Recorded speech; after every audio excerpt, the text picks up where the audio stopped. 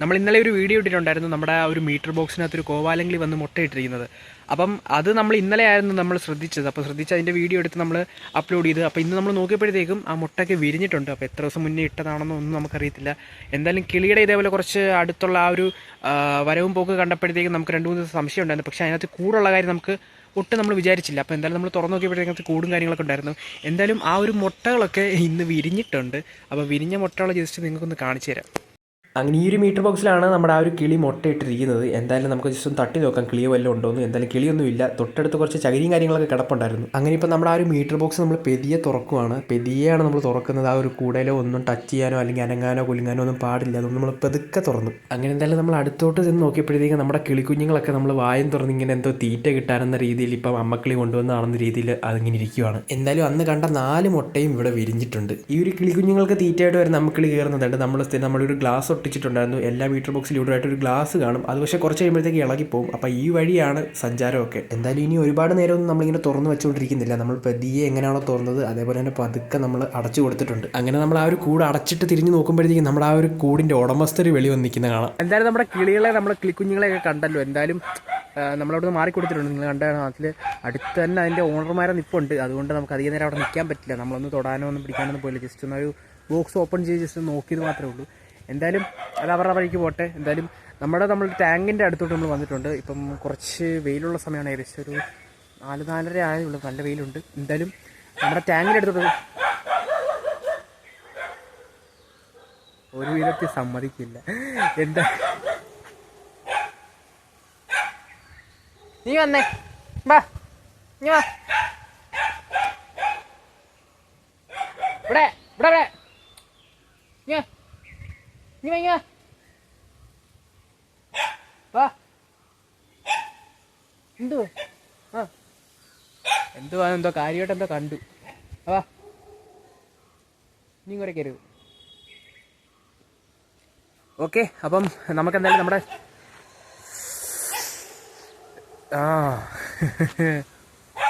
Okay എന്തായാലും ഇനി നമ്മുടെ ടാങ്ക് നമുക്ക് നോക്കാം. അതുവരയ്ക്കും കുറച്ചോട്ടെ. കണ്ടോ നല്ല വെയിലുണ്ട്.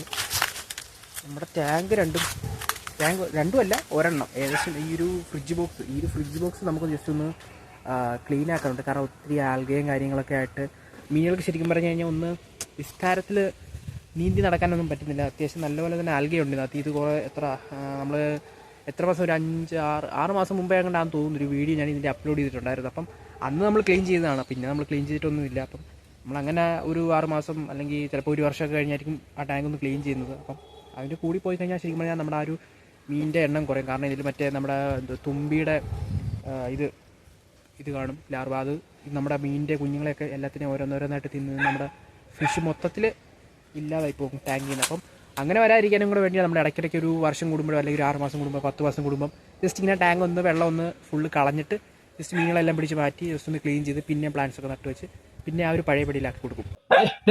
എന്തോ ഇവിടെ എന്തുവാ പോയി. നമ്മുടെ ഈ ഒരു ടാങ്കിൽ അത്യാവശ്യം കാണിച്ചു തരാം, വെള്ളവും കുറഞ്ഞിട്ടുണ്ട്. കാരണം ഇപ്പോഴത്തെ ചൂട് എല്ലാവർക്കും അറിയാമല്ലോ, നല്ല ചൂടാണ്. വീട്ടിലിരിക്കുക, അകത്തും ഇരിക്കാൻ പറ്റത്തില്ല, പുറത്ത് നിൽക്കാൻ പറ്റത്തില്ല. അപ്പോൾ ദേ നമ്മുടെ ടാങ്കിൽ വെള്ളമൊക്കെ അത്യാവശ്യം കുറഞ്ഞിട്ടുണ്ട്. ഇത്രയും വെള്ളം ഉണ്ടായിരുന്നതാണ് ടാങ്ക്. നല്ല ഓരോ ദിവസം കഴിയുമ്പോഴേക്കും ഇന്നെത്ര കുറഞ്ഞെന്ന് നിങ്ങൾ കണ്ട ഇത്രത്തോളം വെള്ളം ഉണ്ടായിരുന്നു. അത് പിന്നെ ഇത്രയും കുറഞ്ഞു. ഈ ഒരു ഡിസ്റ്റൻസ് നിങ്ങൾക്ക് കണ്ടാൽ മനസ്സിലാവും. അപ്പം അത്രയ്ക്ക് ചൂടുമാണ്. എന്തായാലും നമുക്കിത് ഫുള്ള് ക്ലീൻ ചെയ്ത് ആൽഗയൊക്കെ അങ്ങോട്ട് ഇതൊക്കെ നിറച്ച് ആയി കഴിഞ്ഞാൽ പണിയാണ്. അപ്പം പ്ലാന്റ്സൊക്കെ ഒന്ന് മാറ്റി എല്ലാം റീസെറ്റ് ചെയ്ത് ഇഷ്ടംപോലെ കുഞ്ഞുങ്ങളുണ്ട് കേട്ടോ. ഇഷ്ടംപോലെ നമ്മൾ ഈ ഒരു ഗപ്പികളെ ചുമ്മാ ഇതിനകത്തിലിട്ടാലും നമ്മൾ എത്ര നോക്കിയില്ലെന്ന് പറഞ്ഞാലും ഇഷ്ടംപോലെ കുഞ്ഞുങ്ങളായിക്കോളും. പക്ഷേ അതിനെ ഇടയ്ക്കിടയ്ക്ക് ചെന്ന് നോക്കി നമ്മുടെ ഇതേപോലെ വെള്ളമൊക്കെ ഉണ്ടോ അങ്ങനെയൊക്കെ ജസ്റ്റ് ഒന്ന് നോക്കണം. അപ്പം ഈ ചൂട് എത്രത്തോളം ഉണ്ടെന്ന് കഴിഞ്ഞ ആഴ്ച ഞാൻ ജസ്റ്റ് ഒന്ന് അപ്പുറത്തെ ടാങ്ക്, അതായത് ഈ കാണുന്ന റിംഗ് ടാങ്കിൽ ഏകദേശം ഫുള്ള് വെള്ളത്തോളം ഞാൻ നിറച്ച് കൊടുത്തതായിരുന്നു. ഞാനൊരു 2 ദിവസം 3 ദിവസം കഴിഞ്ഞ് നോക്കിയപ്പോഴത്തേക്കും ആ വെള്ളം ഇത്രയായി.